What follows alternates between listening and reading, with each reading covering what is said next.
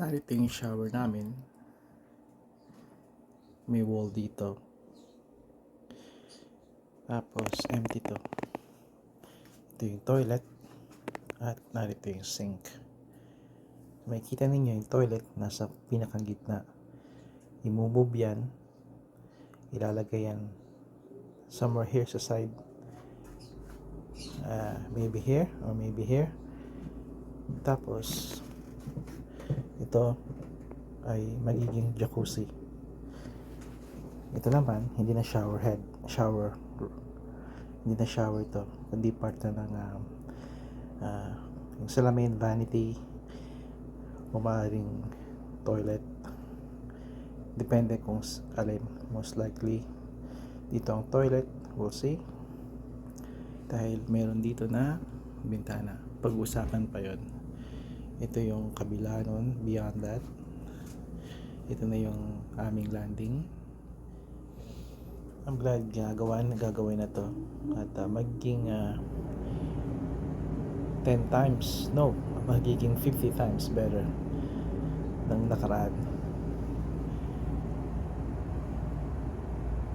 Yung window, kita ninyo, nataas ang pati niya yung ceiling. Mapapalitan lahat yan kung ano yung nakikita ninyo dito.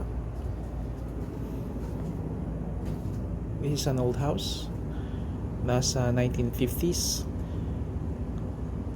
late 50s or early 60s. Ano man, matanda pa rin itong bahay. Itong mga bahay na ito, ang mga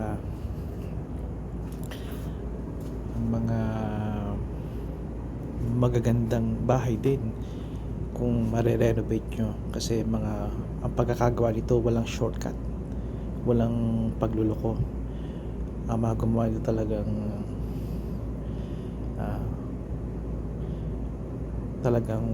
magaling na mga trabahador. Kaya kung pangangalagaan ninyo yung mga naluma ng mga parte ng bahay niya, tulad ng mga tubo, ng mga kahoy, talking about sa labas, bintana, ma-upgrade. Tulad dito, upgrade din ng bintana na to, yung makabagong insulasyon sa bahay. Then solid ang bahay, solid to. Yung humidifier na yan, hindi na yung gumagana.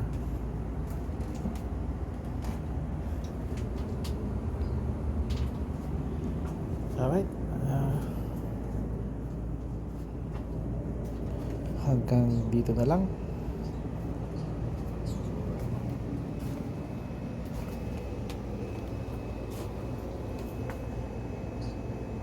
Ito nga pala yung humidifier namin.